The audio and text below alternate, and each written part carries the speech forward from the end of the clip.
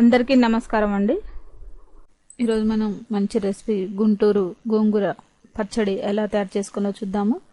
ఈ గుంటూరు గోంగూర పచ్చడి అంటే ఎక్కువగా స్పైసీగా ఉంటుంది, అంటే కొంచెం కారంగా ఉంటుంది.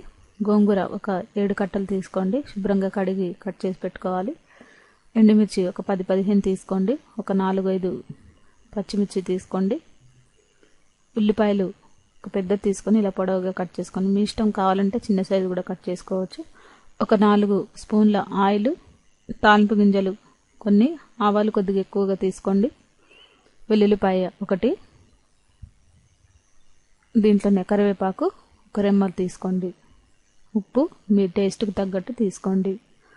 ఒక కళాయిలో ఆయిల్ వేడి చేసిన తర్వాత ముందుగా ఆయిల్ ఒక 2 స్పూన్లు ఎక్కువగా తీసుకోండి. దీంట్లోనే మినపప్పు, శనగపప్పు, ఆవాలు, జీలకర్ర ఉండేలా చూసుకొని ఆ పోపు దినుసులు కూడా వేసుకోవాలి. ఎండుమిర్చి కూడా దీంట్లోనే వేసి కరివేపాకు వేసి వేయించుకోవాలి.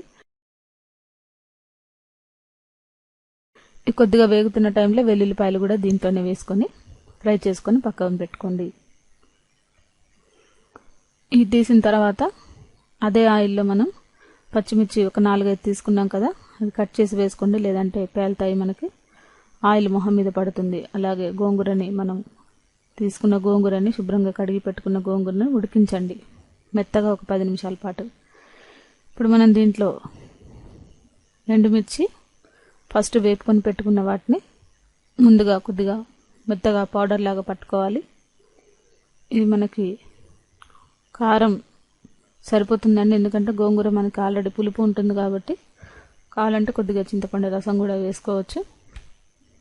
ఇలా మెత్తగా పౌడర్ లాగా పట్టిన తర్వాత దీంట్లో మనం ఈ గోంగూర పచ్చిమిర్చి కూడా వేసి కావాలంటే ఒక 1 మినిటే తిప్పుకుంటే మనకి మెత్తగా అవ్వకుండా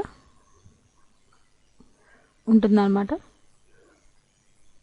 చూసారు కదా, ఇప్పుడు మనకి గోంగూర చట్నీ రెడీ అయిపోయింది. ఇప్పుడు దీంట్లో మనం ఉల్లిపాయలు కట్ చేసి పెట్టుకున్నవి తీసుకోవాలి. కావాలంటే దీన్ని పోపు కూడా చేసుకోవచ్చండి. ఇప్పుడు ఇది మనకి రెడీ అయింది. వేడివేడి రైస్లోకి నెయ్యి వేసుకుని తింటే చాలా బాగుంటుంది. ఈ వీడియో మీకు నచ్చినట్లయితే లైక్ చేయండి, షేర్ చేయండి, సబ్స్క్రైబ్ చేయండి ప్లీజ్.